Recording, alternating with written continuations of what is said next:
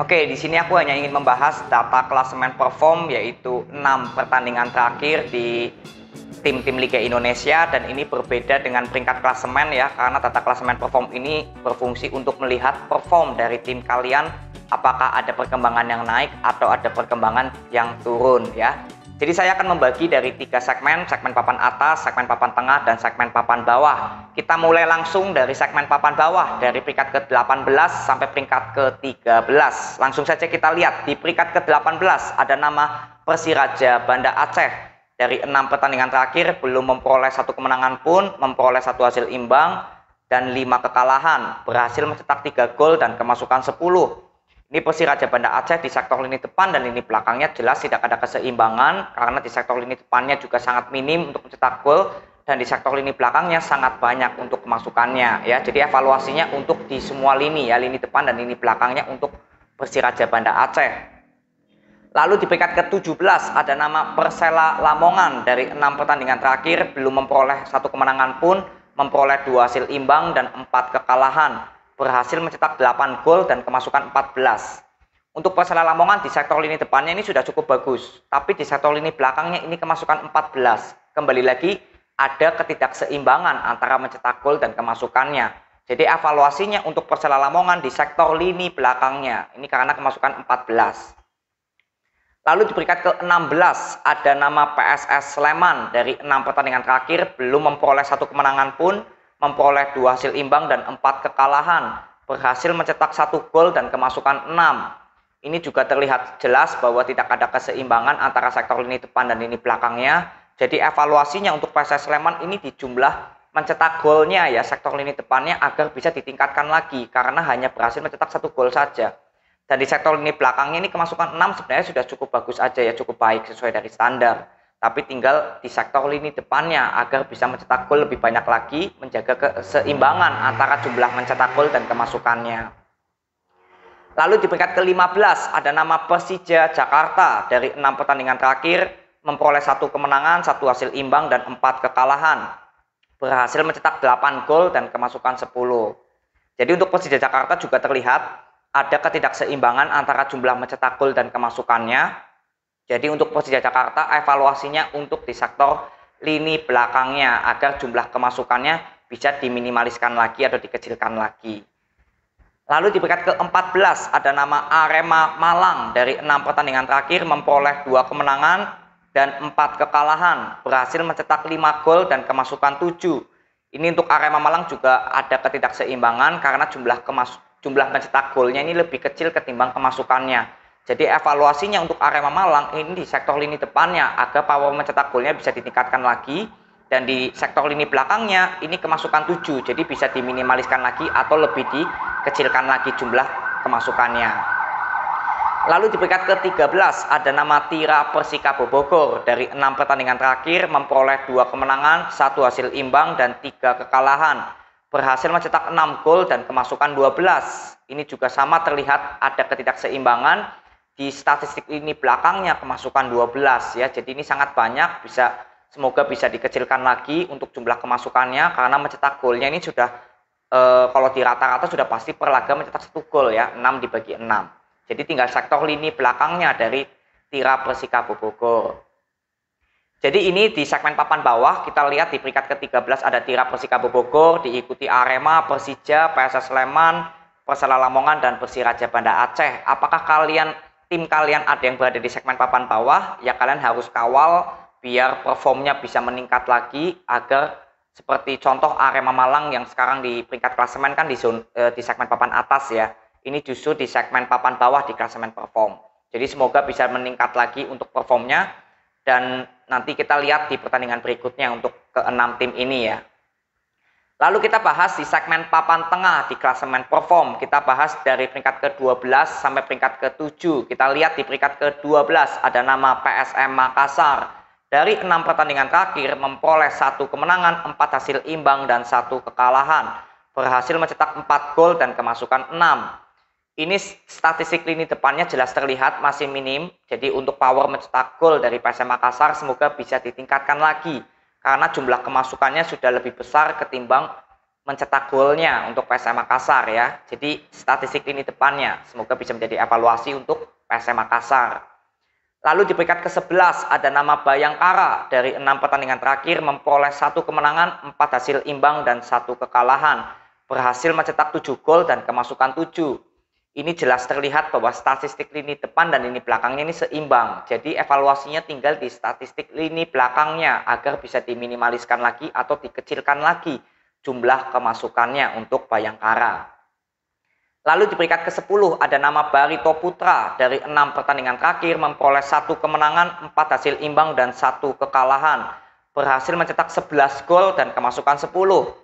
Ini untuk Barito Putra di sektor lini depannya sudah cukup bagus, sudah istimewa lah ya, tapi di sektor lini belakangnya ini kemasukan 10.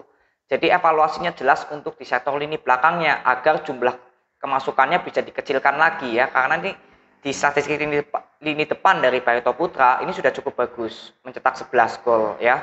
Jadi evaluasinya tinggal di statistik lini belakang untuk Barito Putra. Lalu di peringkat ke-9 ada nama Persipura Jayapura, dari 6 pertandingan terakhir memperoleh 2 kemenangan, 2 hasil imbang dan 2 kekalahan. Berhasil mencetak 6 gol dan kemasukan 10. Jadi kita lihat di sini ada ketidakseimbangan antara jumlah mencetak gol dan kemasukannya. Jadi evaluasinya untuk Persipura Jayapura di sektor lini belakangnya agar bisa dikecilkan lagi atau diminimaliskan lagi jumlah kemasukan golnya ya. Ini untuk Persipura Jayapura. Lalu di peringkat ke-8 ada nama PSIS Semarang, dari 6 pertandingan terakhir juga sama memperoleh 2 kemenangan, 2 hasil imbang dan 2 kekalahan.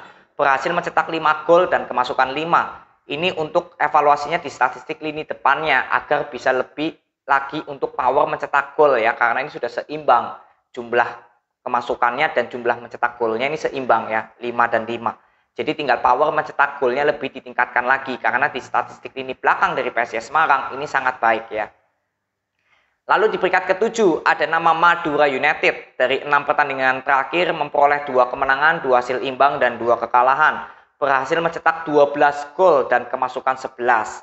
Ini untuk Madura United jelas terlihat di statistik lini belakangnya kemasukan 11 ya. Jadi artinya sangat banyak.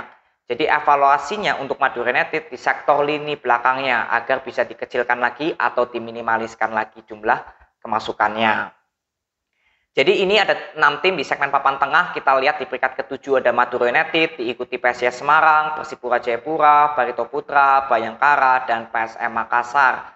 Apakah tim kalian berada di segmen papan tengah? Artinya kalian juga harus mengkawal jika berada di segmen papan bawah di klasemen peringkat poinnya dan sekarang di klasemen perform berada di segmen papan tengah, artinya ada peningkatan ya. Dan kebalikannya, jika di klasemen peringkat berada di segmen papan atas, justru di klasemen perform berada di segmen papan tengah, artinya ada perform yang menurun. Jadi kalian juga harus kawal untuk tim-tim kesayangan kalian yang berada di segmen papan tengah dan segmen papan bawah.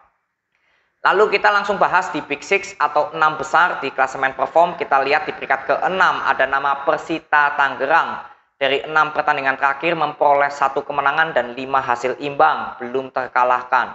Berhasil mencetak 7 gol dan kemasukan 5. Jadi untuk Persita Tangerang ini di sektor lini depan dan lini belakangnya sudah sama-sama cukup bagus ya. Jadi tinggal dipertahankan dan kita lihat konsistensi aja dari Persita Tangerang.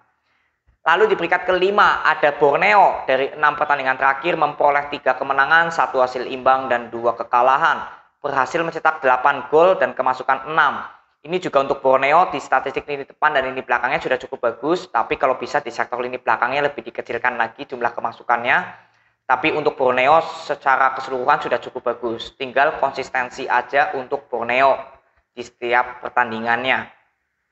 Lalu di peringkat ke-4 ada nama Persik Kediri, dari 6 pertandingan terakhir memperoleh 3 kemenangan, 2 hasil imbang dan 1 kekalahan. Berhasil mencetak 7 gol dan kemasukan 4. Ini juga sama statistik lini depan dan lini belakangnya sudah cukup bagus ya. Tinggal kita lihat konsistensi aja untuk Persik Kediri di setiap pertandingannya ya. Ini untuk Persik Kediri.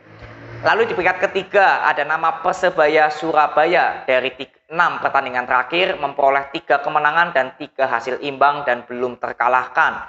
Berhasil mencetak 9 gol dan kemasukan 6.